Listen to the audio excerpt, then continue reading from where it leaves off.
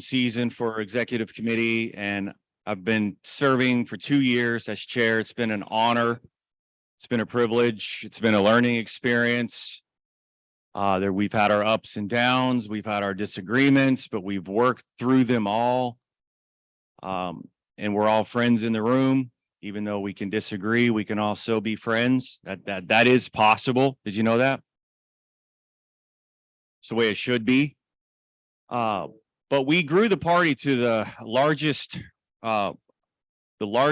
registered libertarians of all time in Wake County. We reached 6,593 registered libertarians at the end of last year, which is an all-time record. It also says a lot to, thank you. It's all of you guys doing this and encouraging your friends who are curious to register libertarian. It also has a lot to do with the population of Wake growing rapidly. There are libertarians moving here, but that's a huge number. So it's the largest county of libertarians in the whole state. And as you know, we like to run candidates. And so there's several in the room that stepped up and ran. We had 17 candidates run for General Assembly out of 19 seats, which is another record. I'm proud of every single one of them. We garnered the most votes of all time during the election cycle. We had 83,944 votes for libertarians, which smashed the old record of 58,000 maybe 2 years ago. So even though the percentages were down per candidate, the votes were up in the county. We actually had more people in the county voting libertarian than ever before, which is a huge success and to the messaging of the candidates and just the hard work of everyone. So that says we're growing. Even though the totals of the votes were slightly down, it also kind of has to do with how partisan it is becoming as well. We had 289 volunteer hours of canvassing by 18 volunteers at 13 of the 15 early voting sites. So if you were one of those people standing in line, some people worked almost every single day handing out voter guides that we printed out with all the candidates on it. That's a lot of hours, but there's still room for improvement. Moving forward, we can have precinct captains that kind of help certain areas to bring in more volunteers to help at some of these early voting sites and on voting day. This is something that's very important, and we found that the more we show up and hand out voter guides, the better we do. So we'd like to get that number even higher. We've had more media coverage from all of our candidates. Michael Oakes, for instance, at the beginning of his campaign, probably had 4 or 5 in a row, just boom, boom, boom, boom, boom, just really, really great media coverage as a libertarian. And as you know, it's something that they kind of overlook. They overlook libertarians a lot. But we had interviews with News and Observer, with Indie Week, and some other folks. They interviewed myself and some other candidates. And I think that's great. And it's something that we can work harder towards, maybe putting out little 30-second videos and whatnot to create and garner more media coverage, because as you know, the two parties kind of own the media and they outspend us 100 to 1. So they have that budget whereas we really don't. So when we get media, we're like, heck yeah, man, they talk bad about us, but we're in there, you know what I mean? But but actually some of the media covers was actually very positive and very neutral. And I thought that was fantastic. And we're really getting to a point where our party is able to steer politics and steer decisions in a certain way based on our activism. So we're winning without getting elected, which is, it's a win. We can win without winning, if that makes sense. I feel like they steal our ideas sometimes. I really, really do. We'll campaign super hard on something like a social district, but way more than one area, or school choice, or LGBTQ plus issues, or even gun rights. You know, it's actually becoming a hot topic right now with what's going on with repealing the pistol permit process, which is garbage. It's one of the reasons why I sued the Wake County Sheriff a couple years ago, and won. And it's my one claim to fame. Yeah, I sued his ass. You know what I mean? So, but he's gone. So thank goodness. But during this past 2 terms, we've had 2 or 3 of the largest events that WakeLP has ever hosted. We had the Spike event, which was well over 100 people in this room.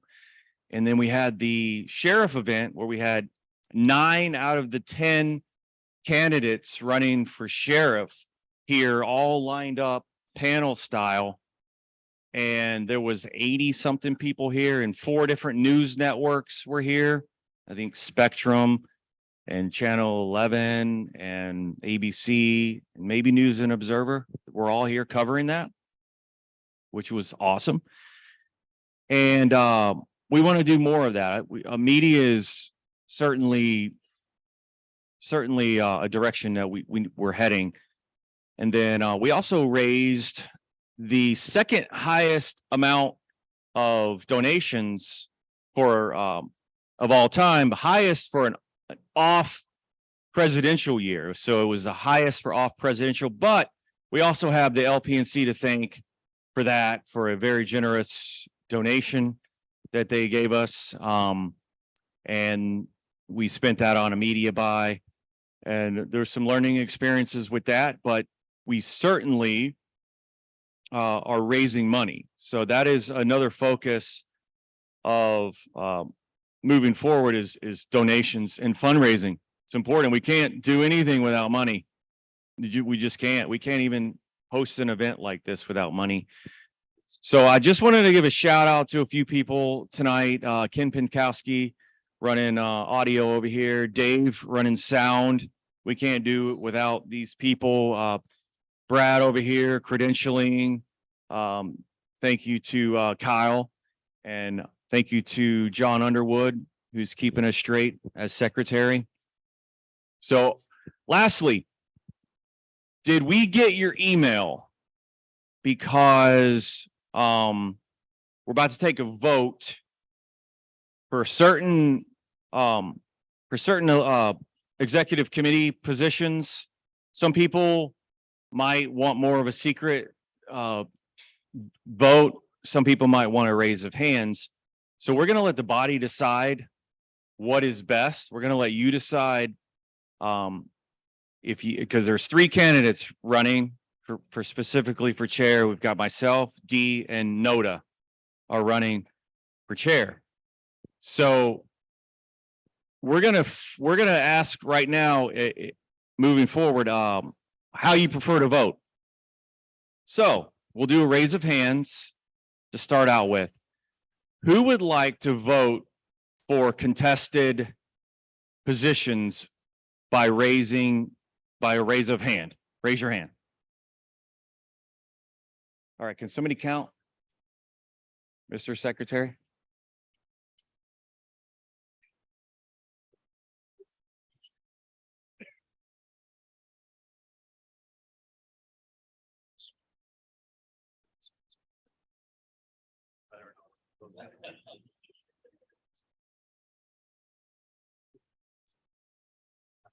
Okay. Okay, thank you. Who would like to vote via OPA vote, which is an online voting system where you won't, no one will, and no one in the room will see your vote. Let's see a raise of hands. Well, it looks like raise of hands wins. So we're gonna do raise of hands for voting. Okay. And last but not least, to keep myself focused and keep us in order, I'm going to appoint Brian Irving as parliamentarian so that if there's any, he knows the rules. Well, I'm as chair, I can pick a parliamentarian. So it's my discretion to pick a parliamentarian. So I'm going to pick Brian Irving as my parliamentarian for the evening, just in case it gets unruly in here, because you guys are unruly. So it is my discretion to select a parliamentarian. So that's what I'm going to do. That's all I have. The next part of this is going to be, and I don't know if you know Steve Prinz or not, but he's greatly missed tonight. He's maybe online. Yeah. Hey, Steve, we miss you. There he is. Steve. Ah, my man. Hey, we miss you, buddy. Oh, so Steve had a health issue, and we're praying for him, and we're thinking about him. We love you. So with this situation going on, we've had to fill an assistant treasurer, which is Sean Acton, the man. So he's going to present our treasurer report to us. So come on up and tell us what we've won. In the words of Dave Ulmer, tell us what we've won. I can't say what we won. I'm Sean Acton. I'm filling in as a treasurer right now. What I have here, what I figured out is we had income in the last year of 2022 of $19,737.63. As far as expenses, I need the spreadsheets a little messy, and I'm less clear about that. But income, I'm pretty certain is right. So.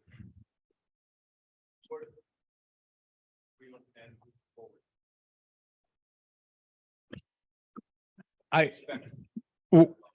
expect a raise. I'm not too sure, to be honest. Yeah. Thank you, Sean, for filling in. Hey, seriously. Those of you that are a part of affiliates around the state know how important treasurers are. They are probably, in my opinion, way more valuable than a chair. They keep us straight with money. They keep us straight with the Board of Elections, keep us from getting audited. And if we do, they get it straight. So thank you, Sean, for stepping up. Really appreciate that, man. So did anybody in the room pay attention to some of the elections that happened especially with Christina? I don't want to butcher your last name. What? Arguless? How you say it? Argus or Brian Lewis? Both of them broke records for the most ever votes for a Libertarian candidate in Wake County and in Cumberland County. And so yeah, it's fantastic. Broke records, like highest number of votes a Libertarian has ever received. And so we're going to bring them up. They're going to give us a couple minutes to talk about what they did. And if you're interested in running for office, they'll give you a little powwow. So who would like to go first? Okay, Christina, take it away. Because I made a PowerPoint slide. Hello, I'm Christina with a terrible last name. I told people at the polls to just vote for Argues. That was easier. Can you see the next slide? So we'll just get into this because I know we don't have a whole lot of time before we ravage each other over who's chair and vice chair. So I thankfully don't have a piece in this game because I'm from Cumberland County. I live in Fayetteville. And I did run this last election for soil and water. I got 36,000 something votes, but I was about 60 short, 60 votes. So that was super painful. Let me tell you how it happened. So the 2020 election, I've been military for a long time, and I didn't realize how local politics were so important until they closed the schools down. And I have 3 children, and I work full time from home. So obviously having my kids at home schooling, especially kindergartner, wasn't a thing. And I realized I could afford my kids to be in private school, but others couldn't. And so we formed this group in Fayetteville to try to sway the elections, except it was only about 3 or 4 weeks before the actual election. And they asked for somebody to run in my district. And I was like, God, who lives in that district? At that time, I didn't know what this district was. And I zoom in and I'm like, shit, I'm in that district. So I ran as a write-in. I got about 3,600 write-in votes with my terrible last name, which was exciting for 3 weeks, right? And I think I earned like fundraised about $4,000. So it was pretty cool. But everyone said, hey, Christina, if you put yourself on the ballot next time, you're going to win. And I said, no, I don't think I will. I said, there's a lot of reasons. So let me go ahead and look at all the positions that exist in Cumberland County and see where I would fit best. So I put qualifications up there because I ran for soil and water and I have a master's in geological engineering. So the exact thing, which nobody ever has when they run for soil and water. I actually could save money for the county because you don't have to pay for consultants. I'm the consultant. I'm the one who gives the answers. I could tell you through the facts, right? So I said, okay, I'll run for soil and water. And I did all the math of who's run the last 3 elections. There's this guy, Ellison. He's ran 4 times, lost every time. There are other things with race and party affiliation, but in Cumberland County, we're strongly Democrat for the county as a whole. And I said, watch. I told all these people that were Democrats, Republicans, everything. I'm very tied into my community. I'm on my planning board. I'm about to be on the public health board for the county. I'm super involved, but I said, thanks. So I said, I could get, the Democrats that are mostly engaged to vote for me. I can get the Republicans to engage for me and vote for me, but the people aren't going to pay attention. We'd never had a real race in Cumberland County. We'd never had anybody actually like start a Facebook page or spend money to win soil and water. And I wanted to make a point that if I spent $2,500 and if I spent all my time at the polls and if I did podcasts and went to every event, that even then I still probably wouldn't win because of the uniparty. Now, the big issue with that in Cumberland County is we have Gen X in our water. So we have dogs that are dying of cancer after being alive for a few years. They send bottled water to homes and to schools and to rec centers for free. And we have people who are actually dying from our water, which is super important with soil and water. And the state has given our county money. The county has put a lot of money in. The company gave us about $20 million last year. Who knows where it went to fix the issue. The issue's not fixed. We keep paying for more consultants. And so I was like, we have a huge issue for soil and water. So this should be a big deal. But sadly, I was right. Sadly, I was right, but I was so close. And here's the other piece I wanted to talk about. We as a party need to get more engaged, especially down in Cumberland County. I see Wake County, you guys are pretty good. But if we don't have people at the polls, if we don't have people knocking on doors and telling our friends and getting uncomfortable and texting everybody we know to text everyone that they know that there's a qualified candidate with real knowledge that can fix important things like drinking water, then we're not going to win. I am the candidate coordinator for the state now for the Libertarian Party. And so I have run other campaigns. You can boo me quietly. I have ran campaigns for Republicans and Democrats that want more freedom, because that's my goal, is I will help anybody who wants more freedom. Of course, I'm a libertarian for life. And I want more libertarians, but in general, we need to find ways to get our freedom back. We need to get more engaged, and we need to get engaged locally. I know a lot of you guys ran statewide, but some of our huge issues, it gets all pushed down to the local level. Can you do my next slide? And then I just want to put a little piece in there. Target where you run, as in where's your sphere of influence? So I did get really close. I like to say I was one volunteer short of winning, but really I was 15 minutes. I should have woken up earlier on voter day and I would have won. So I will curse my kids till the end of time for making me late that day.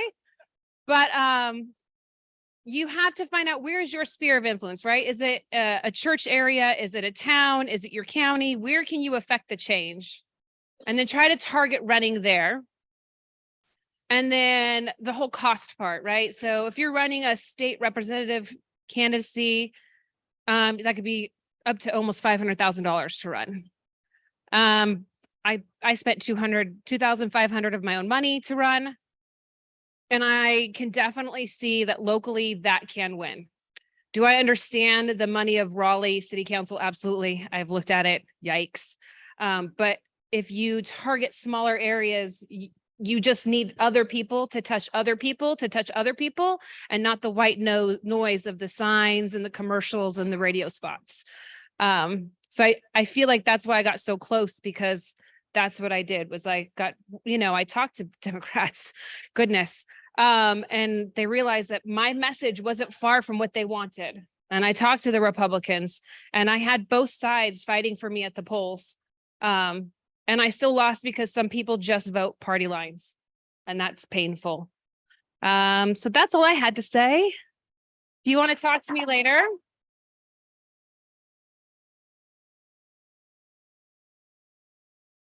I will be at the state convention, and I will be staying as late as I possibly can if you want to talk to me later, or you can find me on the website for the LPNC, because I hope to help more people run and win.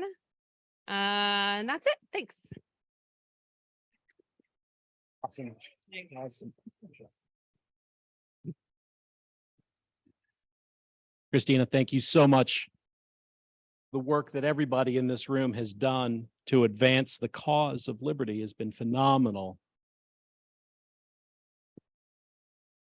I served as a soil and water supervisor some years ago down in Florida. Very familiar with the work that's done in organizations such as soil and water districts. And the thing that was so exciting here was that people heard the positive message. And that's the thing I actually wanted to speak about, was the positive message. I figured, because I was told I couldn't say it, I had to weasel it into this speech today. You cannot walk around and talk to people and call them sheeple. And I think that there was a period of time for myself, and I think a lot of us have gone through that cycle.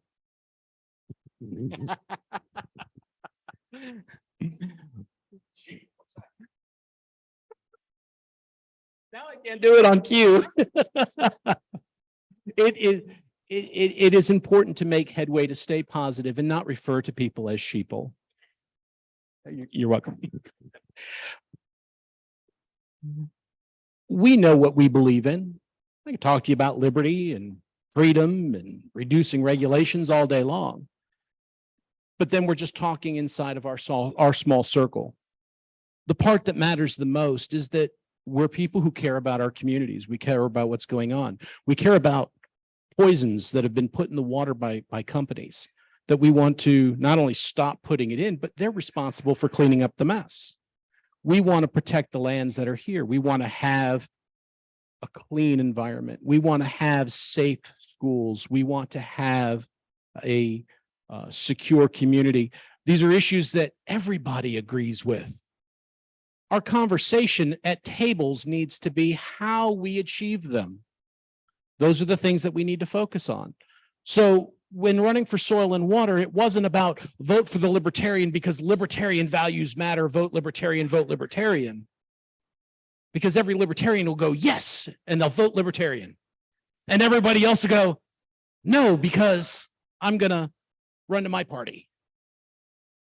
Instead, say, it's a shame that there's coal ash in a river. What would we do? How can we fix this? Hey, let's find out who's liable. Let's work on solving these problems by getting out of the way of the good solutions. Let's solve these problems by going after the people who've caused the problem. These are all ideas that are libertarian ideas. This is a way of thinking of a libertarian. But if you go and say, well, let's solve this like libertarians, we're not going to solve our problems. How we're going to solve them and how we're going to win people's hearts is by being compassionate for the things that they care about, because they're the same things that we care about. Reach out to people where they are, speak to them about the things that matter, speak to them about the insecurities that we all see. And then when we're discussing how we will fix it, to say, well, there's some great ideas that are out there and they're getting blocked. Let's unblock those good ideas. And now you're engaged in a conversation with somebody who's your friend. You're engaged in a conversation with somebody who you are sharing concerns with. And now they're open to hearing these ideas. And then somewhere down the line, and they go, wow, that free market stuff really works. Because if we put the battle line before we're at the table, we don't get to the table. Running for soil and water district, discussing my own farm, the challenges of my own farm, my passion for wanting to know where my food comes from, my passion for reducing the miles my food has to travel. I do enjoy that my daily breakfast has a food mile measured in a few feet. So I get to go walk out, collect the eggs and eat them. These values are shared across the board. Does anyone want to? Oh, yes, that Brian guy, he's a prepper and he's got all these animals and oh my goodness. No, it's, wow, that guy actually cares about the environment. He's a good steward. He's worried about the runoff that comes off of his property, that it's actually clean. You could drink out of my creek, which I do still have goats. So, but that's where we meet. That's how we get to the conversation. Consequentially, yes, I'm a libertarian. But more importantly, I'm that guy who's on the ballot who cares. I'm that guy who's on that ballot. Be the person on that ballot. Be the person on that ballot that somebody says, that person actually listened to what I said. That person is the one who actually cares about what I care about. And that's how we get to the table. That's how we get the votes. That's how we're part of the conversation. It is exciting. I'm still a participant in the Soil and Water Board here, and it is very interesting that there was a lot of political party play for a nonpartisan seat. And anyone who knows the soil and water boards and how soil and water districts go, down in South Florida, when I became a soil and water supervisor, I had won the seat with 14,000 votes in a county with 1 million people. And the total vote count for the whole thing was about 20,000 people voted for a soil and water supervisor. That's consistent in a lot of places. When you start getting to numbers like around 60 or 70,000 people voted for a soil and water supervisor, you go, wow, that's a lot of people who voted for soil and water, because most people actually don't know what soil and water districts do. Well, here in Wake County, and I tell people all over the country when I talk to them, and they're just amazed. We had the top vote getter in the soil and water district got 198,000 votes. Not because anyone knew what soil and water districts were, but because of a political partisan play in which their name was stuck on a palm sheet of one of the largest parties in Wake County. So people voted it because their party told them to vote it, not because they knew what they were voting for. And the same happened for the second vote getter, because the other party did that. But meanwhile, I've been walking around Wake County. I've met new people and they're like, wait, your name's Brian Lewis? Oh, wait, you were on that ballot? Well, I voted for you. That's awesome. There were so many people that I got to speak to who had just simply heard the message. And what message did they hear? The message that they heard was that there was somebody who cares about the same issues that matter to them. Reach out to people where they are. Share and emote with them. Have compassion. Love people. Want to solve their problems. Now, we know how we can solve problems in a way that works. We will use that, not by fighting with people, but by supporting people. So, if anything, the key that I have found in getting votes is not to run as the contrarian, not to run as the person who's against, not as the person who is there to stop something. Run as the people who are for things. Be the people who support our community, be engaged in the community, talk to people. Not about, I need you to be a libertarian. Talk to people about, why is it these people who are in the government house stop us from fixing this problem? And when people are aware of those things, that we're libertarians follows behind, and then suddenly they realize that they, just like we are, care about their families. They care about having the rights to do what they know is right. And so stay positive, continue being positive. The headway that we are making in this county and in the state and in the nation are exciting and phenomenal. Be a part of it, be engaged, be positive, and above all, thank you so much for the support that you all have given me in running for office.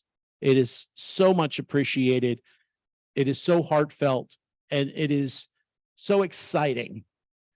Like I say, to meet somebody in some unrelated circumstance and they go, wait, you're that guy I voted for. Well, that's kind of cool. I actually really enjoy that. And hopefully that excitement grows and grows. I will be on the ballot for Soil and Water, the next seat that comes around. And the Soil and Water Board is hoping I get on there. They're excited and really look forward to being able to help people. So thank you so much. Thank you, my friend. Absolutely, buddy. Thank you for running. I think the word that both Christina and Brian didn't use, but I think the word is empathy. And Dee talked about this one time. She gave a speech about empathy and how important it is to empathize with people and meet them where they're at and be compassionate and listen, not jam ideas down someone's throat. Even though it's an idea of freedom and liberty, you still can't use force to jam that idea on people. They have to accept it because it's a good idea. Good ideas don't require force. Right, Sammy? Yeah, exactly. At this time, we're going to move to, there are two plan of organization amendments that we're going to vote on. And the first one is involving membership, which Dee Watson is going to propose. So Dee, you want to come up and talk about it? Thank you.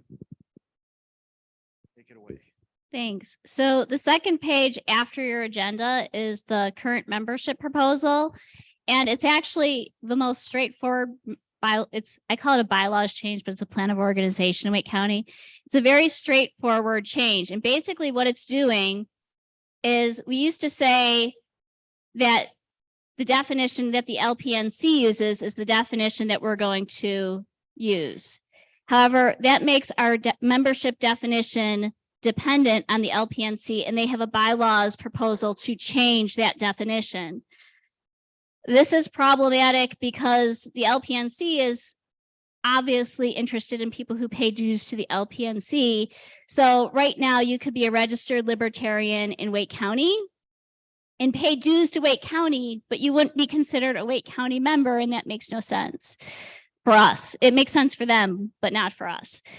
So basically, this membership proposal is really straightforward. It's just using the definition that the LPNC currently uses and also requiring that you are a resident of Wake County. So basically, if you're not registered with another political party and you're either a Libertarian and a member of the county, the state, or national, or have signed the non-initiation of force pledge, any of these would make you a member of the Wake County Party as long as you're a resident. So it's a really straightforward proposal. And Brad did the research on this. Currently, there's about 6,500 members of the Wake County Libertarian Party because being a registered Libertarian makes you a member. The new membership proposal right now, if it was enacted, there would be 9. So most of you here would no longer be a member of the Wake County Libertarian Party with the new proposal, the state. So basically, this is just giving us the definition of membership that we currently have, but insulating us from the state. Are there any questions? Yeah. Yeah. Hold on 1 second. Hold on. We got a mic coming. So she asked what the proposal is at the state level. Actually, Brian, do you want to answer that? It's your proposal. Hang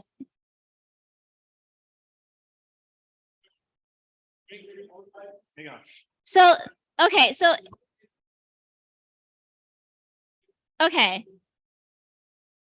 Why don't we let him take over that? Yeah. So, Brian, what were you saying?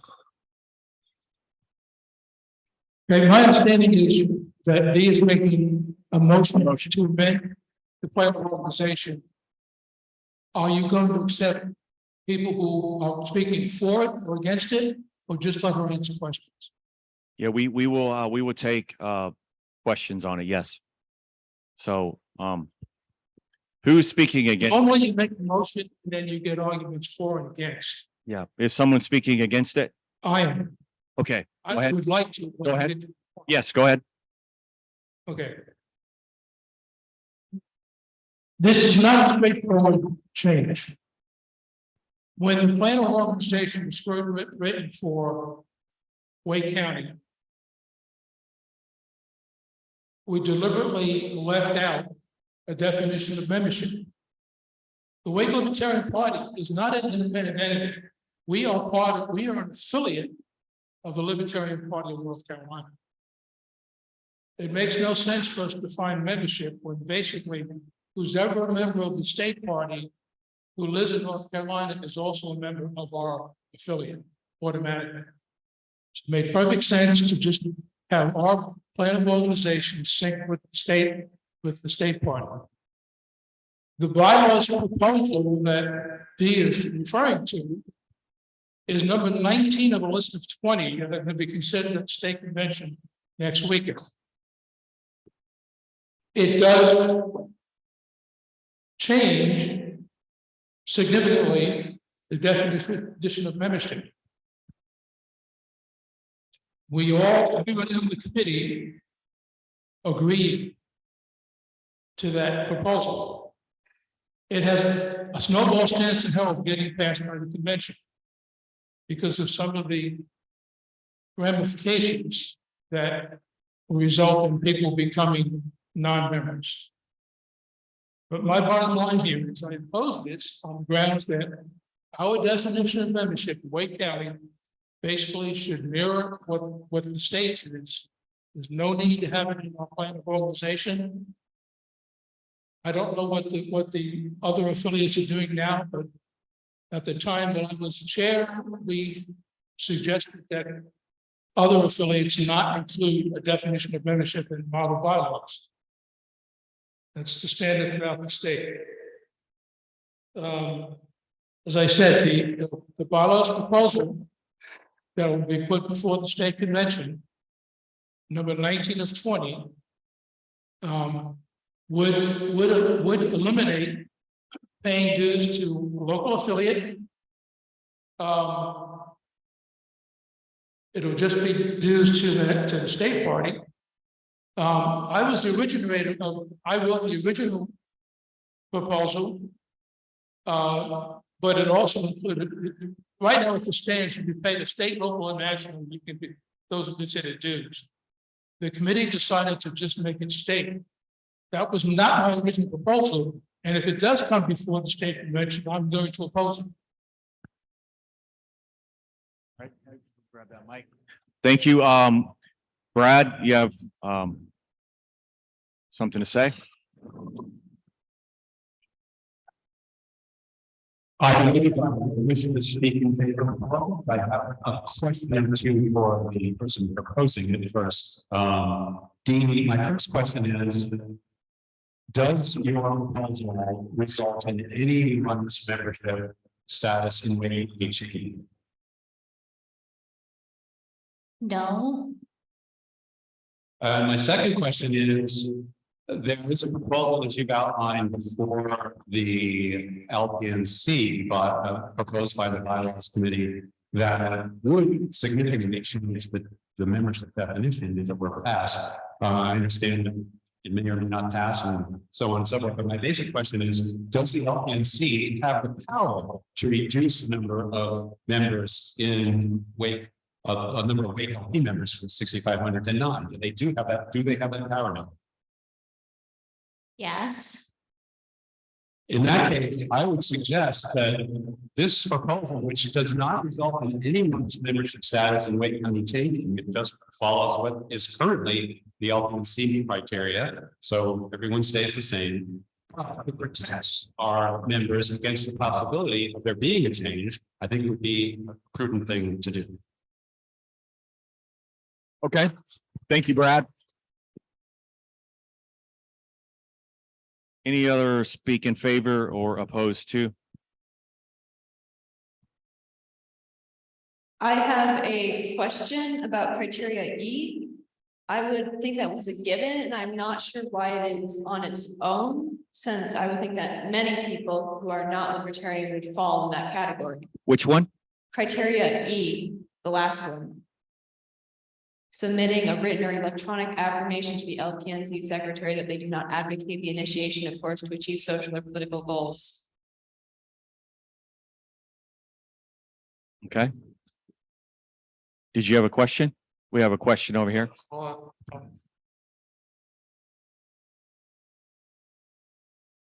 Since this is driven by change, proposed change at the state level, would it make sense for you to read to us what that proposed change is and explain what impact that has on us directly?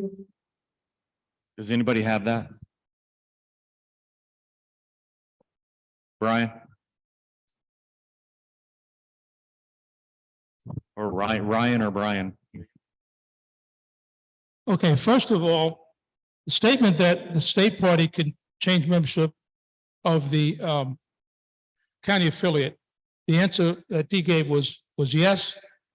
And that's true in the point that, as I said in my initial remarks, the Wake Libertarian Party is not an independent entity. We are part of the Libertarian Party of North Carolina. The state party defines who members of our party are. All we are is the local affiliate. Okay, now, as far as the proposal for the state that's going to be given to the state convention, it is rather lengthy. So I'll try to summarize. I have a copy here if you care to read it, but basically, the current membership is defined as you've got to be a resident of North Carolina. I'm hearing myself 3 times. You have to be a resident of North Carolina, not registered with another political party. You have to, and you can do one of 4 things, 5 things. It's a menu. Be a registered libertarian, as long as we're on the ballot. Maintain current membership dues with the national party. Maintain current membership dues with the state party. Maintain current membership dues to a recognized affiliate.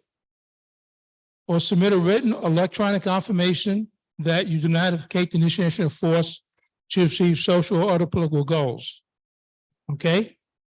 The proposed change, there's actually a majority and a minority report, but the majority report, which is the one in question, is that it basically rolls these into one. A resident of North Carolina who is not a registered voter affiliated with any other political party may become a member of the LPNC, provided they maintain current membership dues with the LPNC and certify in a written or electronic statement to the secretary that they do not advocate the initiation of force to achieve social or political goals. Section 2 would say that the executive committee shall determine the dues amount not to exceed $25 per year. Right now, dues are not defined in the bylaws. Okay, I'm reading it and it's posted. Thank you for putting that up. But again, repeat my point. It makes no sense for us to define our membership in the county party when A, we are part of the state party, and B, the state party is not going to change anything. D, did you have a And we all know that. final remarks for D? Hand that mic to D. Hey there. First of all, that logic just doesn't make sense. And the reason it doesn't make sense is, should the state have the right to define membership, or should we just use nationals membership? And that's kind of silly. We're Wake County, we're not the state. Right now, under this proposal, you would have to pay dues to the state. Maybe some of you don't like what the state's doing and you don't want to pay dues to the state, but you still want to be a member of Wake County. You should be able to. Okay. So I really think that we should be independent of the state. We're currently given that flexibility and we should utilize it. It's really that simple. And so for Idris's question, the reason that the fifth one is in there, that's the non-initiation of force.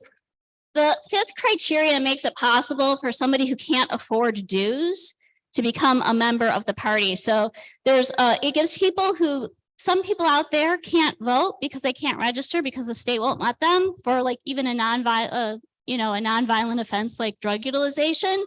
But they might not have much money, but they can still become a member of the party for free by signing the non-initiation of force. The current proposal is an or. It's like you do A or B or C or D or E. The new proposal under the state is an and. So you have to do everything. And that's the big change. So this proposal is giving people a lot more flexibility in becoming members. Those are ands. Yeah, we definitely like the nap in there for sure. Yeah, good to give. Oh, Zach, you got something? We're gonna take a couple more.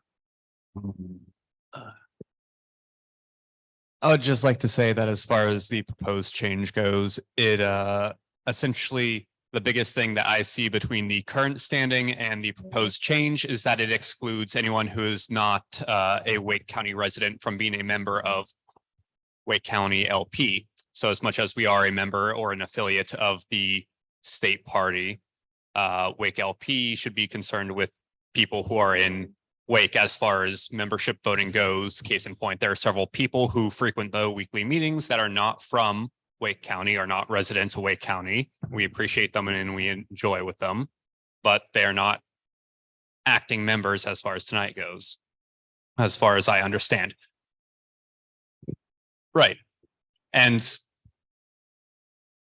got another one over here, Sammy. But the biggest point being, the same way that Wake LP does not want people from other political organizations or parties to be voting inside Wake LP, you don't have people from other counties voting with a Wake County party.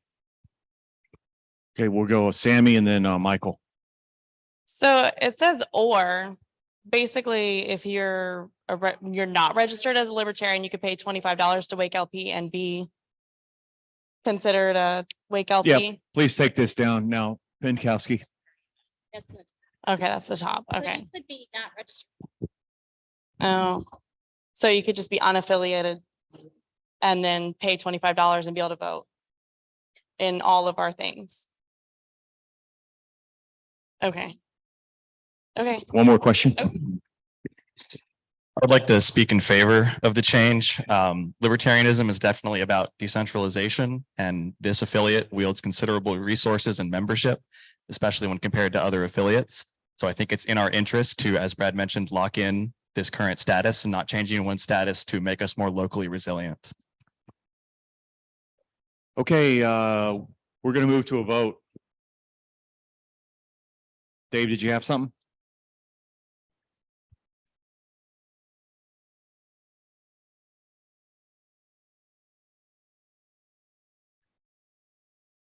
Yep. Is there a motion to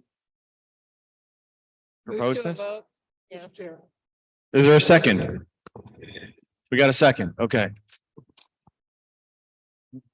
Motion's already been made. Okay. That's Steve. Yes, you didn't get a second. Go right to the vote. Vote on the proposal, 2/3 vote. Yeah. 2/3 vote. 2/3 vote. Okay. We're gonna vote. It's 2/3 vote wins. So at this time, Mr. Chair, does it need to be, parliamentary does it need to be reread? suggested you go straight to a count vote. Does it need to be reread or no? Okay. Everybody has it in front of you, right? We're going to move to a vote. All in favor of the proposed change for membership? Raise your hand. Can somebody count? We need a count? I don't. Oh, it's a 2/3, okay. Oh. Yeah. Yeah, well, it's a small group. Can you reiterate that only members should be voting? Only if you're a member. Yes, only if you're a WakeLP delegate. All right, we got 25 yays. Is there any online voting right now, Brad?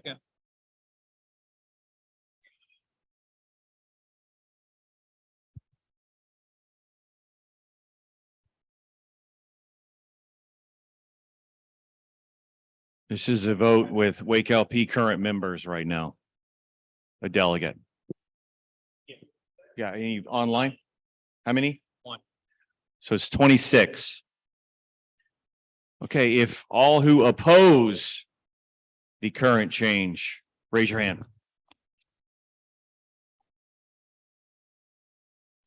5. Got 5. Motion passes.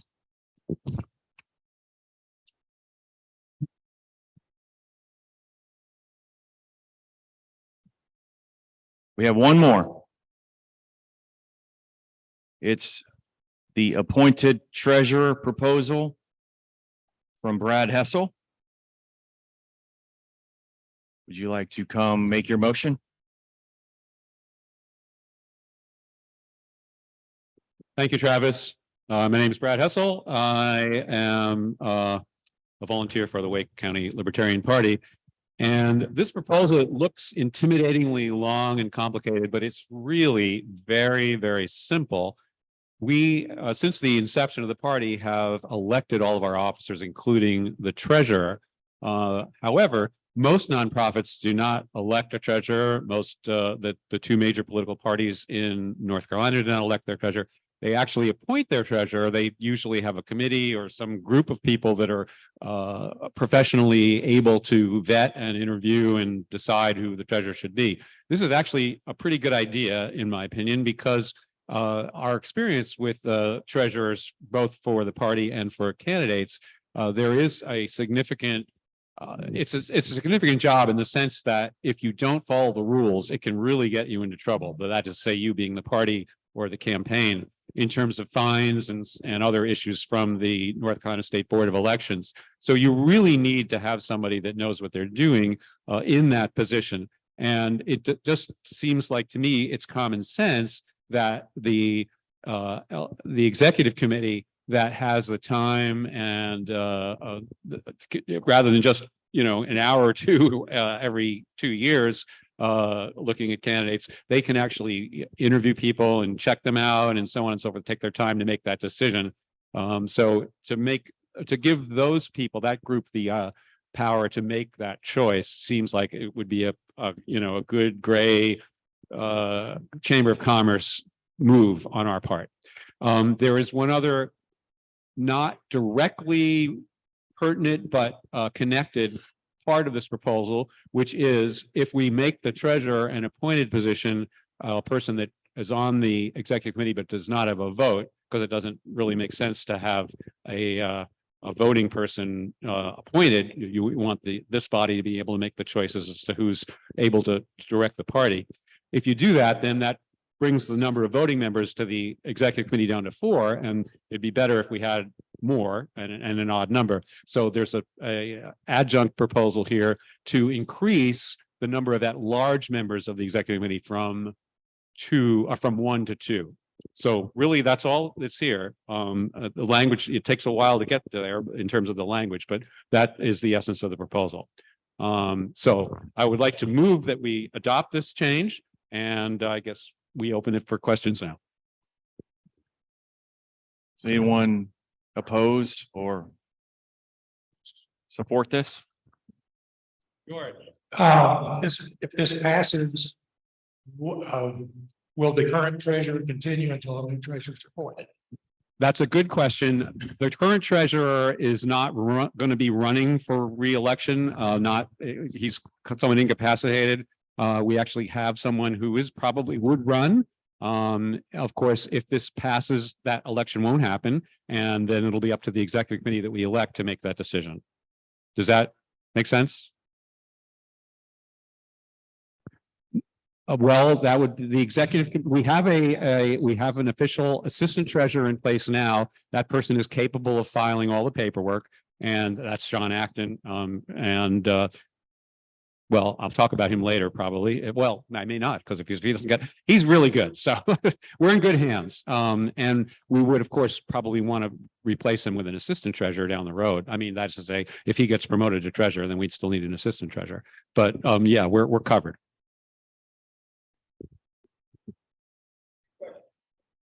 Grab him a mic. Wait for the mic. Two questions. I didn't hear the answer, and I wondered, is there a time limit? I mean, do you have guys have like a month to find them, the executive committee? I mean, you've got reports to file. Again, we have an assistant treasurer in place right Okay, now, yeah. so we're covered in any event. But it obviously would be prudent for the executive committee to make that decision soon. You said you had 2 questions. That was kind of an answer to the first one. So no, there is no limit. You don't have a time limit. You'll be prudent. The executive committee should be prudent. Yeah, basically the limit that we're facing, to answer your question in the spirit in which it's asked, is that the North Carolina State Board of Elections requires us to have someone capable of filing those reports. We do have such a person in place now. Okay. Second question is, this sounds really serious. Is this a paid position? At this point in time, we do not have anybody paid in the Wake County Libertarian Party. Okay, but if you're going to start to vet people, it seems that someone's going to say, I think I should get paid. That's probably a good idea. That's something the executive committee needs to consider, Okay. in my opinion. At this point, all of the executive committee positions are volunteer. So it would be nice to have that kind of money, but we just don't. May I have a second? Does anybody second this motion? Second. We got a And- second. Dave, second. With that second, I'll also point out the only position that can get you in trouble legally is probably the treasurer. The rest of you can be clowns. It doesn't really impact the party. And this allows the Thanks, Dave. just letting you know, just trying to help. And this allows the EC to fire a treasurer if necessary. And I know that sounds a little brutal and it's nothing on Sean, but we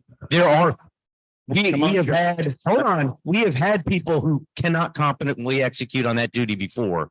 So all joking aside, the ability to appoint a treasurer, possibly pay them a little bit, and then fire them if they're not getting the job done or they're getting us in a hot water are all very important things. Thank you. We at this time are going to move to a vote. to Brad's motion for the appointed treasurer position, which also will add a second executive committee member, which a second at-large position, which we will vote on that next. So that keeps it odd. I think you need to vote on both. The proposal includes all of it in one. True, I'm just trying to explain it. Okay. Thank you. All in favor of the appointed treasurer proposal from Brad, raise your hand. Looks like most of the room. Thank you. All in, we need a number, yep. Keep your hand up.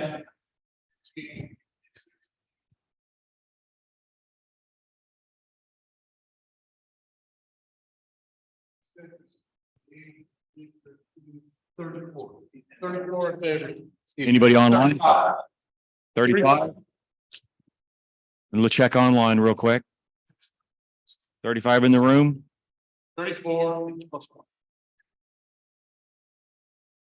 All opposed to this appointed treasurer position?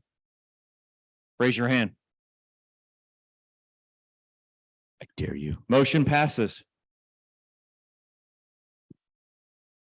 Yeah. All right, both the motions pass. We knew Steve would. All right, now for the fun part. Wow, we're running just a little bit behind, but not really. We voted to do raise of hands for the executive committee positions. And for the opposed positions, we'll give each candidate 1 or 2 minutes to talk about their position on why they're running and why they think they would do a good job. So we'll start with chair, and I'll go first, and then I'll let Dee, and then we'll let Noda go. Yeah, oh, true. Nominations. Mr. Chair, Yeah, yes. I'd like to speak for nomination. Now, this is a very difficult decision for me because I know both people running for chair. And this is certainly not a slight against either one of them. Dee, I think would make a good chair as well as Travis. But I am speaking in nomination of Travis Groo for re-election as Wake County Chair. Travis and I have worked together for many things over the past couple of years, and I think he's done a wonderful job continuing the progress they've made, and I'd like to speak in favor of nominating Travis for chair. Thank you, Patrick. Do we have any more nominations for chair? Is there another nomination for chair? Yeah, nominated Dee Watson for chair. I was a little confused in the corner, but she's running for chair. And although I, just like Patrick, love both Travis and Dee, I think I'd like to hear what Dee has to say for chair, so. Oh, I'm sorry. Way to go, Ken. It's okay. Jumped in. You can second, but it's not required, but you can second, yeah. Thank you. So at this time, we'll do our 1 or 2 minute speeches. I'll just talk for a minute. 2 minutes? 2 minutes. 2 minutes. I have 2 minutes. It's been an honor serving first as vice chair under Dave Ulmer for 2 years. Then I was elected for chair. Been doing that for 2 years. And like I said at the beginning, we're growing, we're expanding. We have room for improvement. We know what those areas are, and we're open to suggestions from the body for other suggestions, but we're moving in a momentum that is forward and positive. And one thing I'd like to say is I've strived very, very hard to be caucus neutral. We know about all the drama going on all over the national level and some of the states, and we don't want any part of that in Wake. And I've been extremely adamant about keeping that stuff out. It's garbage. And so being very caucus neutral and very open to talking to both sides of the aisle. People come to libertarianism from the far left. Yeah, they do. The far left and the far right and the middle and the unaffiliated. And to isolate a certain voter group with your terrible messaging is not a good idea. And so that's why I really believe staying neutral and staying open to people who might not agree with you. Oh my goodness, you could still listen to them. They still might actually have a good idea or two. And so as a blue county in Wake County, we cannot run on straight far right red issues. And that is something we need to take into account. It's white noise if we do. And so my time is up. And so I appreciate your vote. Thank you so much. It's your turn, Dee. Hey, everyone. Most of you know me. If you don't know me, you should come to Tobacco Road a little more often, probably because I'm here a lot. Everybody knows that I am super, super active in this party. When Christina affiliated, I was there. Before she affiliated, I was there. When Johnston County affiliated, I was there.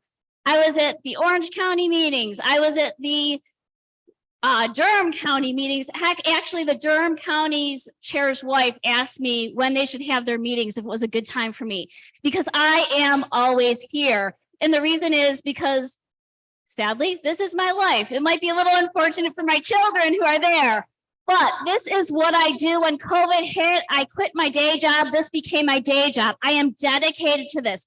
I am organized. I gave up a job in industry, working for a pharma, making a ton of money to do this. This is what I care about. This is what my passion is. When the legislature goes in session, I'm there during the day because I'm off work, because this is what I do. Travis is great. We both agree on a lot of stuff, but I'm very organized. I am very tenacious and I work hard. And this is what I do. So I really, really hope you'll consider voting for me. Thank you very much. Thank you, Dee. I appreciate it so much. All right. We're going to do a vote by show of hands. Could someone other than you maybe take the vote? Patrick, can you do it? I'm going to step out for a second. Okay, we have a motion to vote. Everybody, raise your hands if you would like to vote for our current chair, Travis Groo. Yes, sir. Yes, you do. You have the option to vote as well. Yep. Nota will be at the end. Okay. First, votes for current chair, Travis Groo.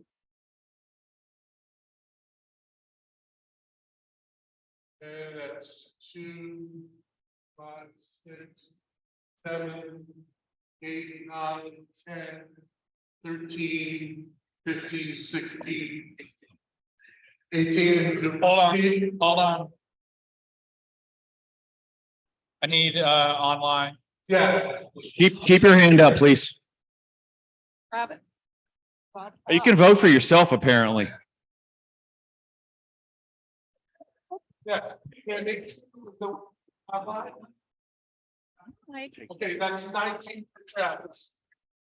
Okay, put your hands down, please. Now, all votes for Dee Watson, please raise your hand. 3, 4, 7, 10, 11, 13, 14, 15. Was it 60? So, and all votes for no. Please raise your hand. 2. So we have 19 votes 16 votes for D. No.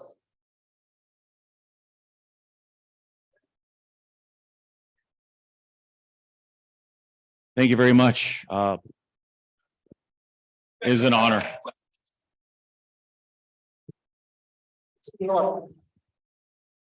Thank you, Dee. And might remind you that Dee's a good friend of mine. Yeah. Dee, thank you for running. I appreciate it. A great speech, by the way.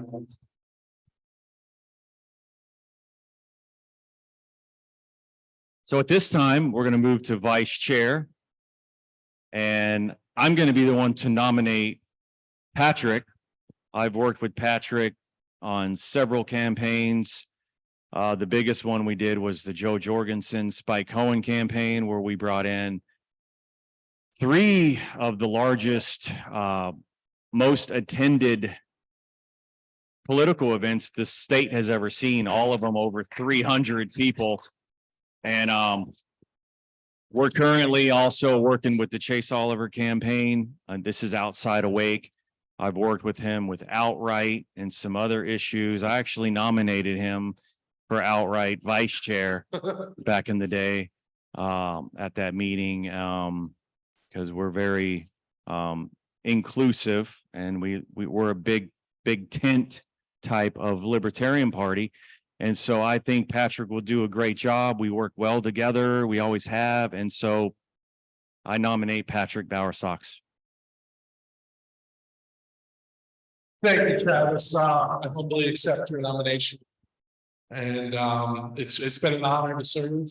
I've served as secretary for 2 terms under David Ulmer, and hopefully I'll serve under secretary as vice chair under Travis. And it's been an honor, and like I said, my door is always open and always willing to discuss things. And you know, like I said, I agree with Travis completely. We always have to find that common ground with people.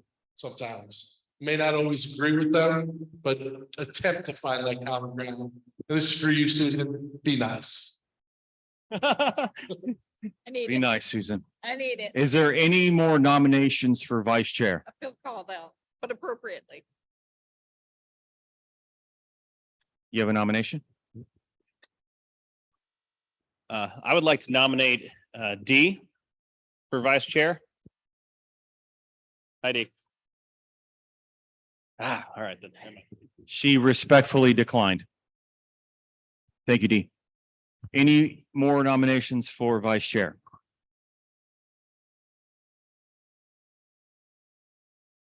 Patrick Bowersox is nominated as vice chair, WakeLP. We got a call for a vote. Oh, I'm sorry.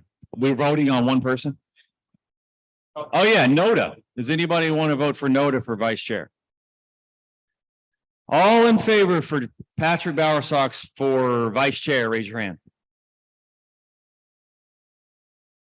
Do we need a count? Oh. 7, 10, 12, 13, 15, 18, 19, 21, 24, 27, 29, 30. 31. 31 for Patrick Bowersox. All who oppose Patrick, raise your hand. All who want to vote for Noda, raise your hand. 0 for Noda. Okay. Patrick, welcome on board. Thank you, everybody. This is why I needed a parliamentarian, because anyway. At this time, we're gonna ask for a nomination for secretary for WakeLP, and we've got one back here. Brad. Where's the mic? Can you get Brad the mic? Oh.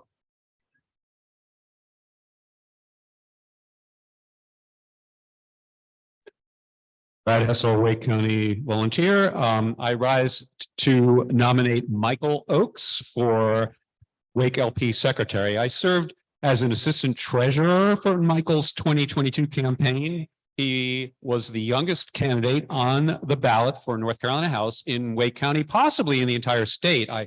If there was a younger candidate, I don't know about him, but I didn't check every single one, so can't be sure about that.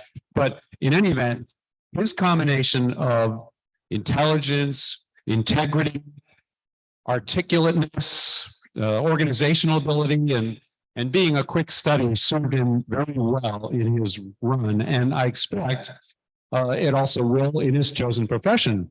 He's due to graduate from North Carolina State University with a degree in mechanical engineering later this year.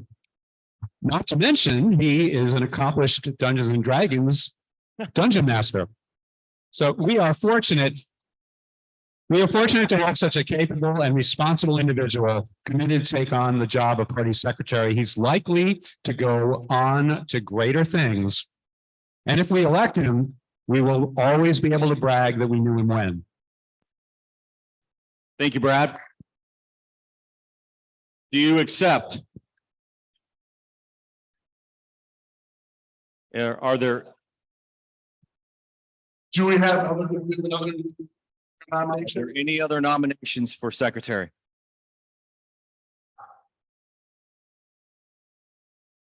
All right, all in favor for Michael Oakes as secretary of WakeLP, raise your hand. All right, let's get a count.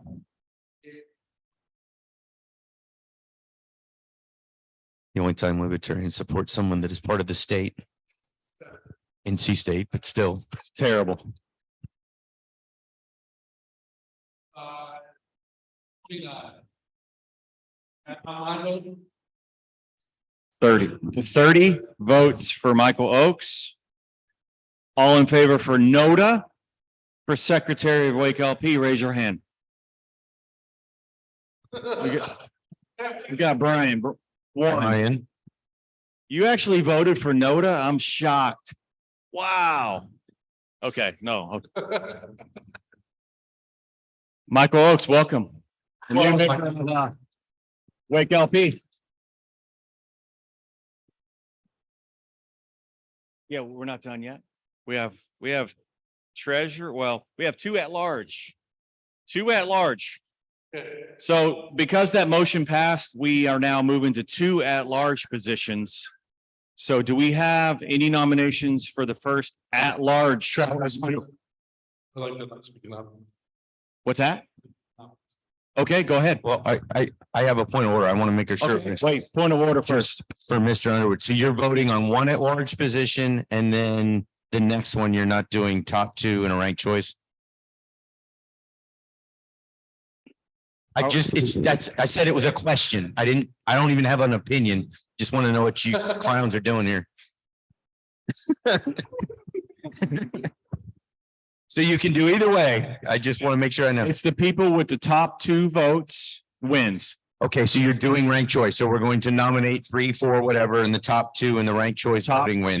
Top of votes of the two of, if there's more than two people, the top vote. You sure you're ready for this? You sure We are. you're good? Trying. Okay.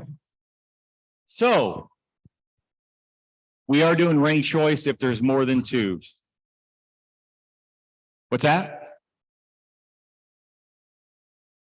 Approval voting. People nominated, people get the most votes. Any people are also there. It's the people with the most votes. The top two. So Okay. Should I proceed? let's make sure this is right. It's the people with the people with the top two votes wins. That's how we're gonna do it. Right. We're gonna accept nominations now. Go ahead. I'd like to speak in nomination of D. Watson for at-large. Declined. Okay. Any more nominations for at-large? I'd like to self-nominate. As some of you know, I was a former chair of this organization before David took it over and made it much better. And I've worked with the state party and the national party. The national party has become a little contentious, and I'm super excited about getting involved more locally. So, if you'll have me, I'll make my Wednesday evenings free and more time too. Okay, we've got one nomination right now. We have another nomination. Sorry, I wanted to nominate Kyle Ward, who has shown up to John Locke events, written, done all kinds of things for the party, and is just a fantastic helper. Do you accept? I accept. We got one more nomination. Yes, I volunteer. I would like to nominate Chris Mazzell for added large. Is a relative newcomer to WakeLP as he was our only referendum assembly candidate in 2022 out of a total of 17, as Travis mentioned before, to have a two-way race. And he was very proud of the engaging of the campaign. It's actually here, Christina. And another one, saying in addition to the park board, for the site motion. Brings a very good experience to the table, a religious studies degree, a 3 years in high school in Smithfield, and currently a successful career as a data analyst.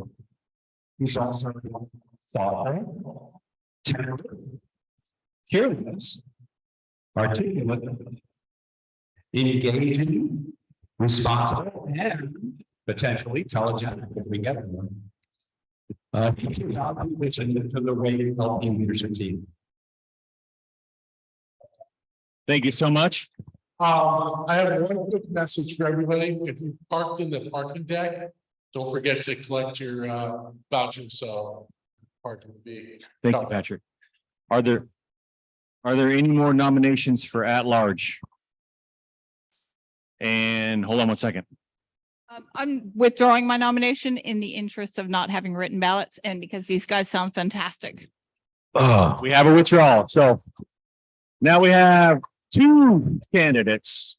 So I was just getting ready to endorse you. You know that, Susan? Of all the people that yeah, anyway.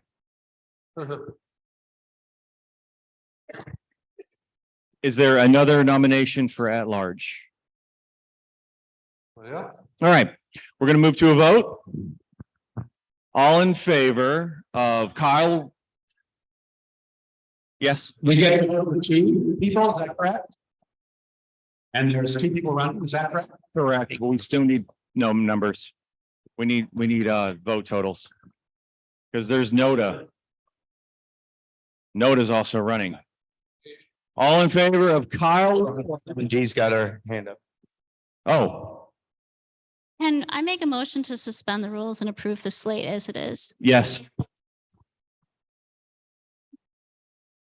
We need to vote on this motion.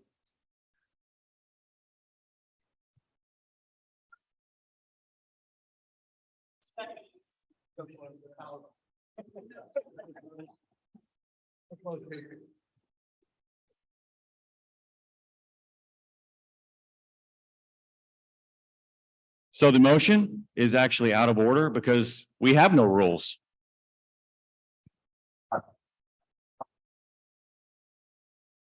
So we're moving to a vote.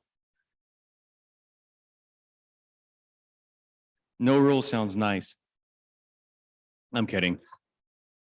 We're going to move to a vote. All in favor of Kyle Ward for at-large, raise your hand. Let's get a vote total.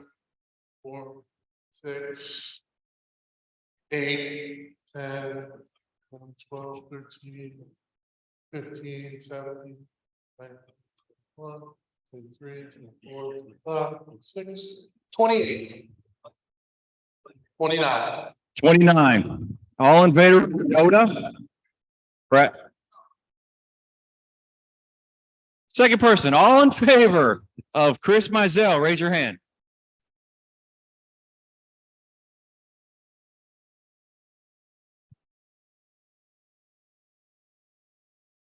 You can vote for yourself.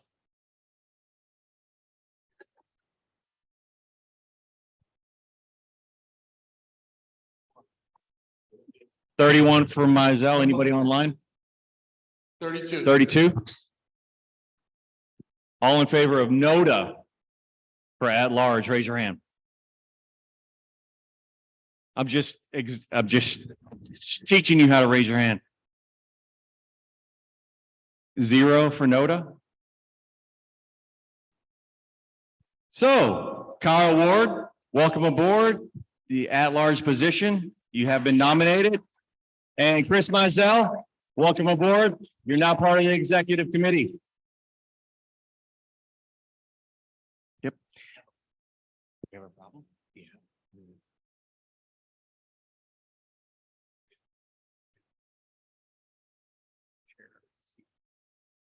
Wow. I've already listed. No, you can't help. Can't fix that. Okay.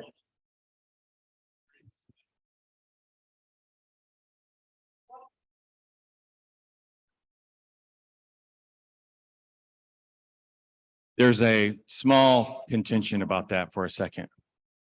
We have to hold tight for a second. Yeah, because it's not nullified yet. Okay. Hello, I'm John Underwood, the outgoing secretary for WakeLP. We have a little problem, and I apologize for this, but we had 34 eligible voters at the time of the vote for chair, and the number of voters exceeded that. So we need to vote for chair again. And some people have left. And some people have left. We cannot fix that. It's going to be the voters who are eligible and in the room.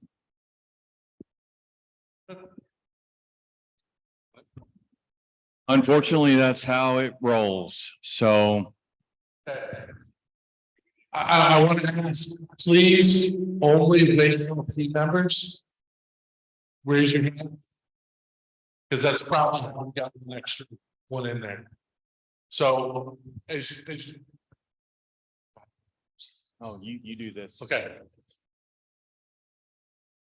Just a point of information. With this,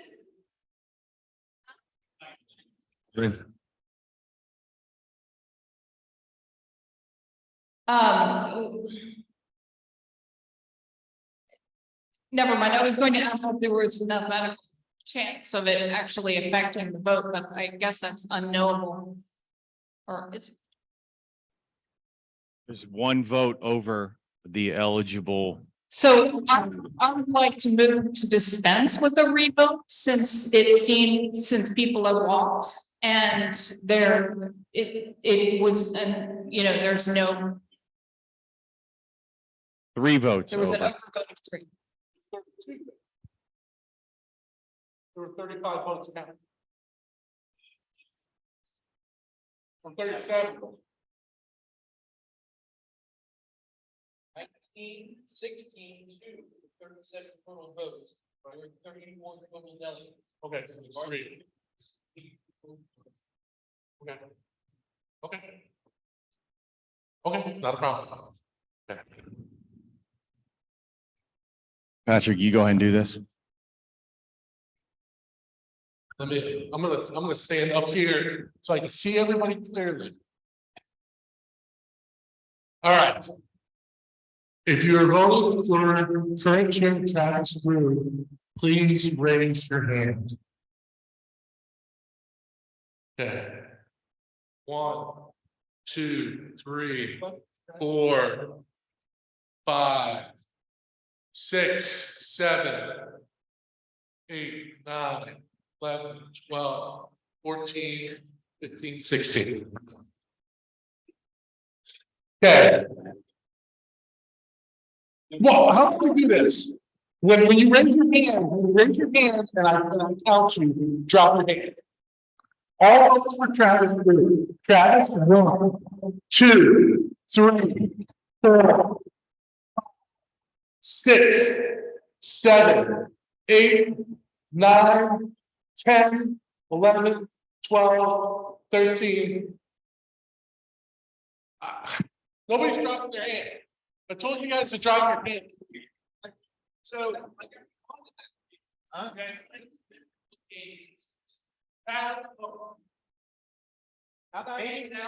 So let's make this a little easier. If you're not a member eligible to vote, please leave the room for the next 5 minutes.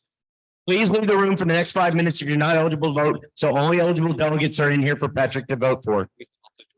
Let's just make it this way. If you're not eligible to vote right now, remove yourself from the room for just 5 minutes. So only eligible delegates are in the room. I apologize, but clearly we can't count. No, here, someone else do it. Someone else. 2 people count.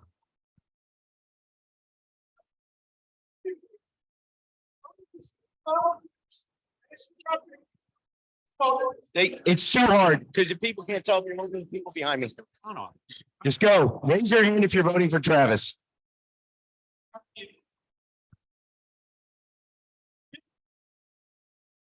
Three, 4, 5, 6, 7, 8, 9, 10, 11,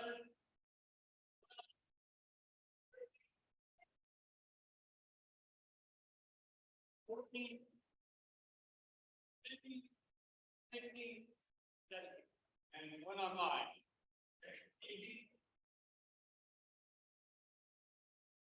18. All right, thank you. 18.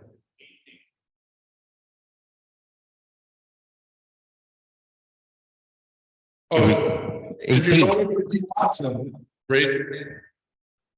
Okay.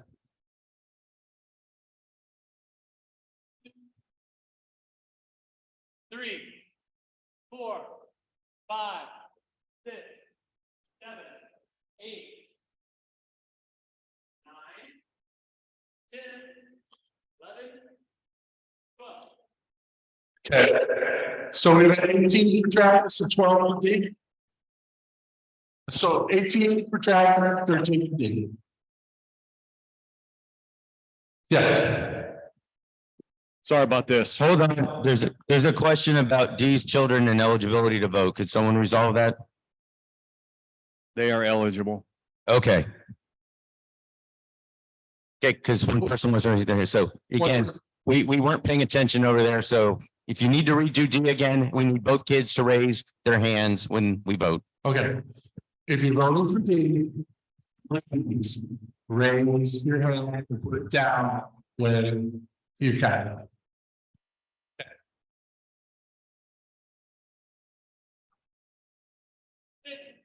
7, 8, 9, 10, 11, 12, 13, 14. Okay, so 18 for Travis, 14 for D. Any votes for Noda? All right, there's the totals. We lost some people in the room, but that's okay. All right, you got everybody can come back in. Thank you for your cooperation. Everybody can come back in. Travis Groo was nominated as chair. I hate to do that to y'all, but I do appreciate your cooperation. Thank you, Dave. No, that was weird. Okay. I am so sorry about that, folks. We're going to move on and 8:50, so we're doing pretty good. Actually, real good. We're going to move into the election of LPNC State Convention delegates. I will say, raise your hand if you've already purchased a ticket to convention, state convention. Awesome. No, I got one. We are at this time going to appoint delegates. And if you're going, please see John. He's going to be collecting the information. I would encourage everyone in this room to go to the state convention. I believe you're speaking, aren't you? Shannon's even speaking. So it's going to be amazing. We've got, Larry Sharp, our state treasurer, Dale Falwell, Mike Termont running for president, Chase Oliver running for president, and then one other person as speaker. What is his name? anyways, big into making videos. Huh? Smots. Yeah, the Smots guy. He's made videos for Spike Cohen and a bunch of other nice videos. So if you're going to state convention, you should be credentialed through our secretary. And so we can make a list that way. John, how do you want to do it? How do you want to do it? What is it? Nominations for delegates. Okay. Who wants to be a delegate?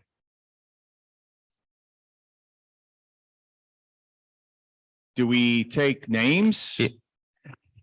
Okay, so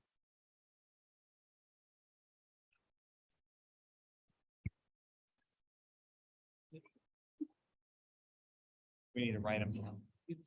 Okay, we need a piece. We need a piece of paper and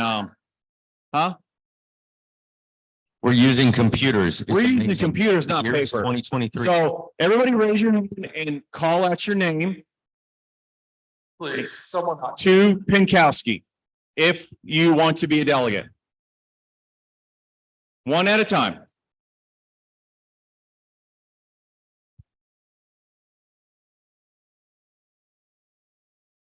You're just going to go around the room like this. If you want to be a delegate to state convention.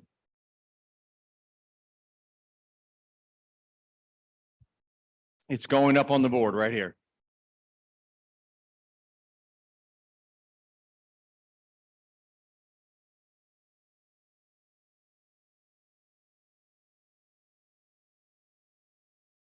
Point of information.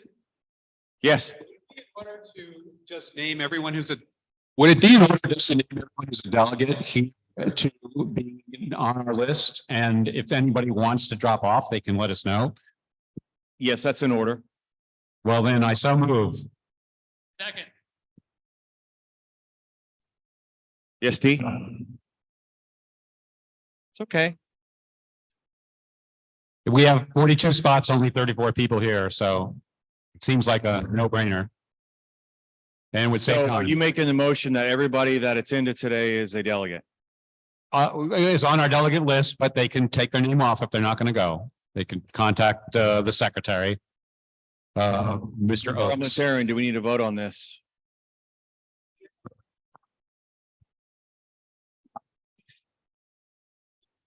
Well, the motion is to. Yep. Okay, so we're gonna vote.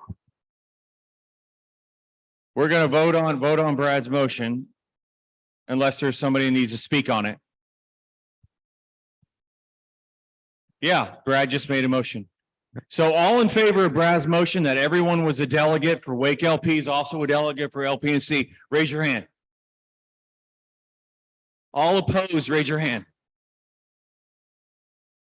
Motion passes.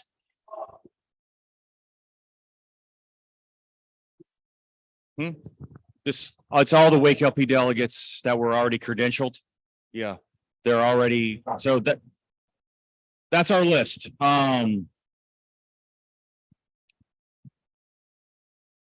We're going to do the overview of proposed LPNC bylaws changes, and we're going to have Phil Jacobson, member of the LPNC Bylaws Committee, come up and speak on this. Information. For those of you who have people that aren't here and haven't been elected delegates, if you show up at the state convention and you're a member of the party, you will be made a delegate. Everybody knows that. That's right. We at least elected our delegates, so we're bringing 34 right now. Phil, would you like to come speak on the bylaws changes? All right. Yeah. So I will now do the impossible and try to give you what is an overview of 20 proposals. Well, it ain't going to happen. What I will do is encourage you, however. How many of you are actually thinking that you'll go? I know you can all go, but who's actually thinking going? I'm talking to you now more than anybody else. And the thing I want you to understand is what's going to happen. We're going to have 20 proposals. You'll get them, you can get them now. You can get them online. And we will not get through all of them. We'll have theoretically 3 hours of debate. During that period of time, we'll get through as many as we can. And we'll get through more of them if you do one thing for me. Read them. Read them in advance. What usually happens is that people come and at the last minute, they drink a lot of stuff on Friday night and they might scan the thing and they show up in the morning and they haven't read the thing and the debate goes on forever about silly little things that you could have easily dealt with by reading the bylaws in advance. They're online.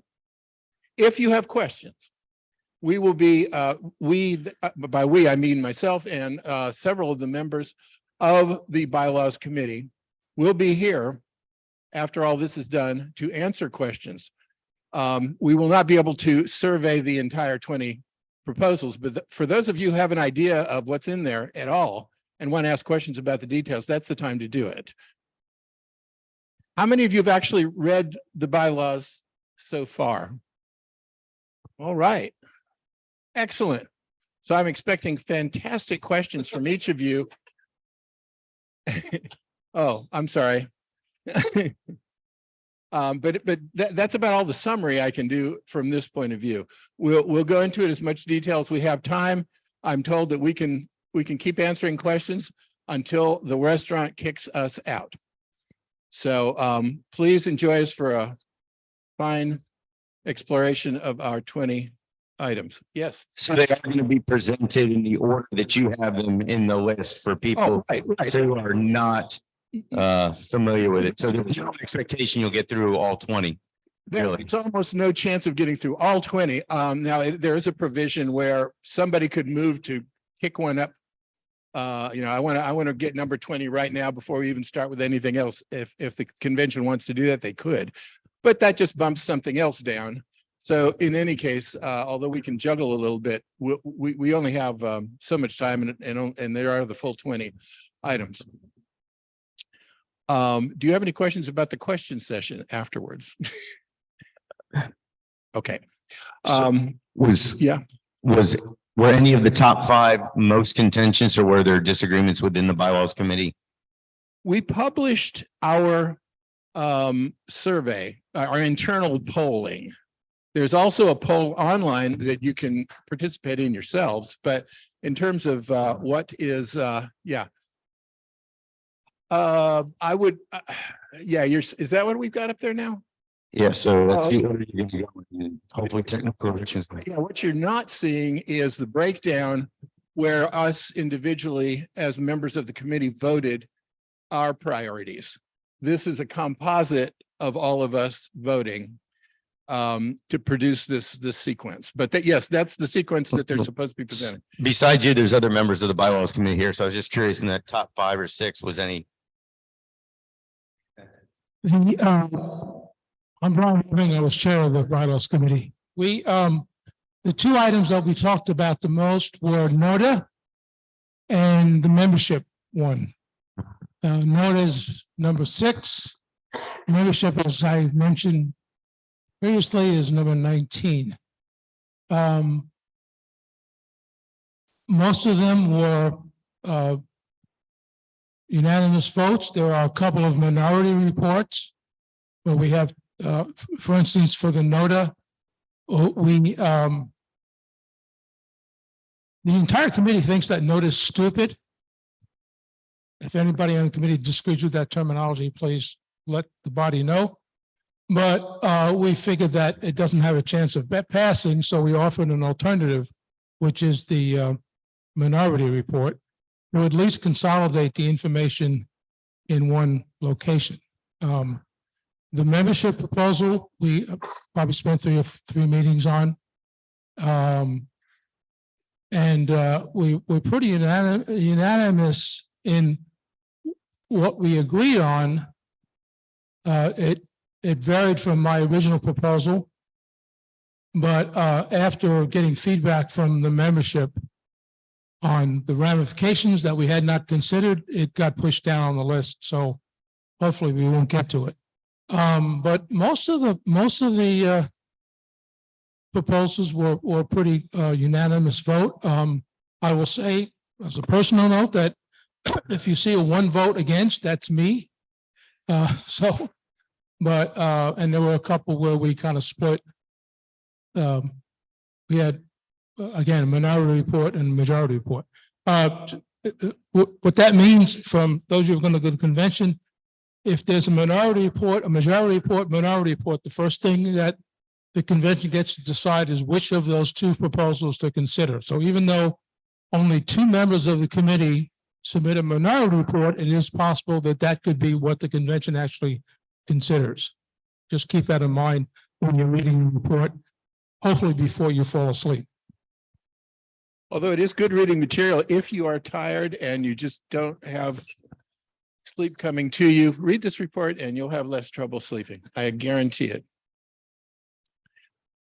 Again, we'll be available for questions a little later. I'm only supposed to have 10 minutes now, and I've probably used it up already. You're good. Are we at the end of the convention? Oh, yeah. There's one. Okay.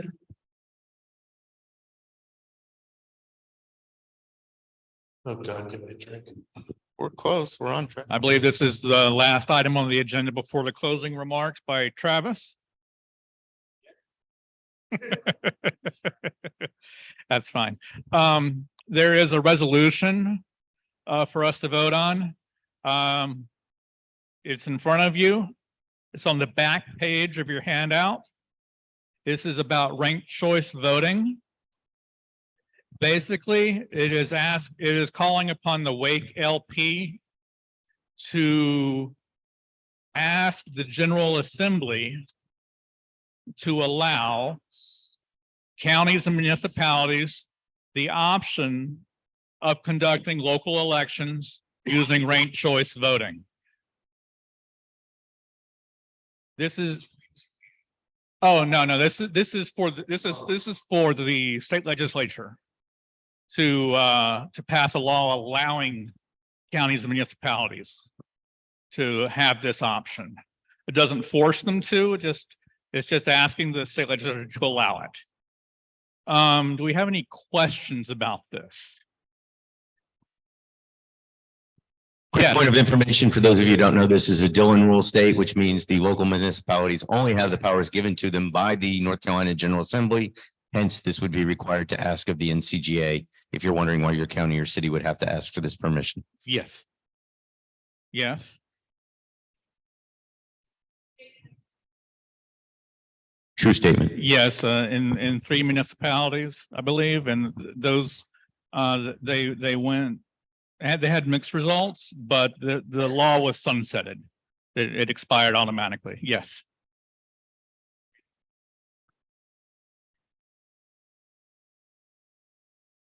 No, it is to allow the counties and municipalities to enact that option if they so choose. Does not enforce them to do that. Yes. Yes.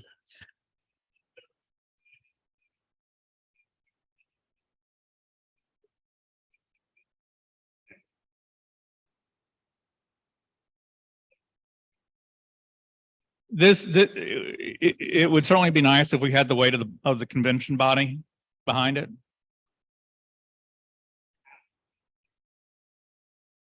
Yes.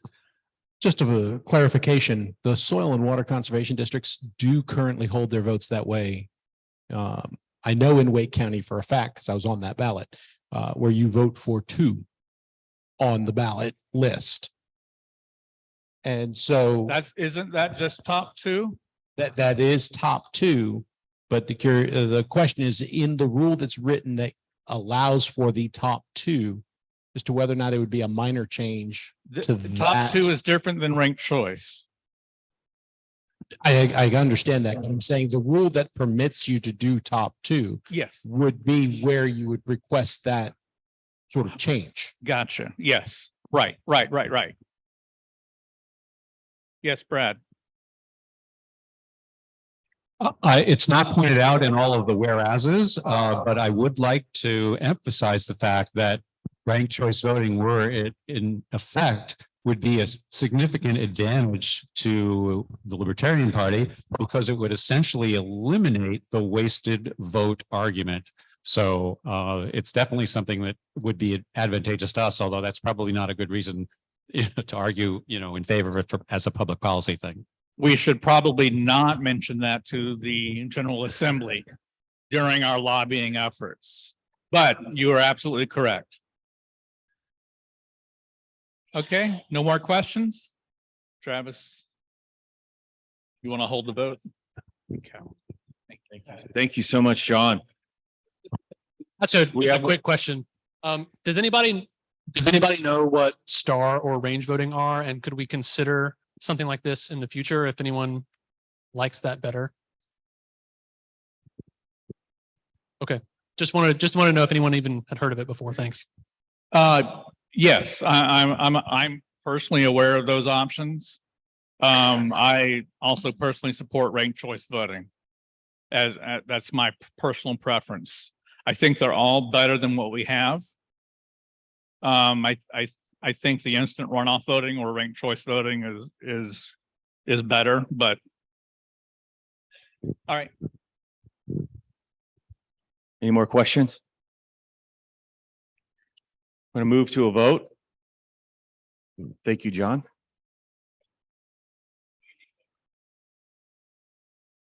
Okay.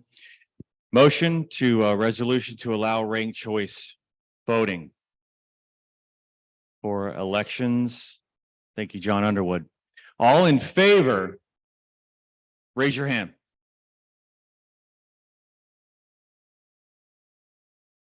Somebody get a count.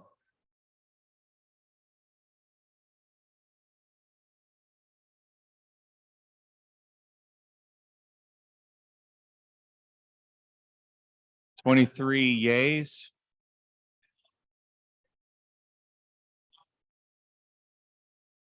All opposed, raise your hand. 0. 0, I'm good at 0.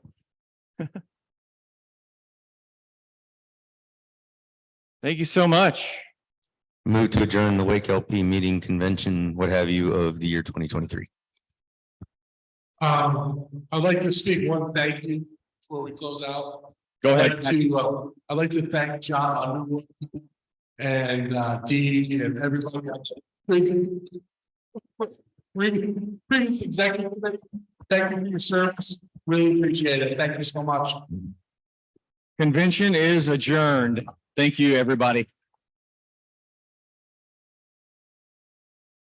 Okay, now that it's adjourned, we can have that aggressive question session. If we didn't already exhaust the question, may I ask the members of the committee to join me up here? Thank you.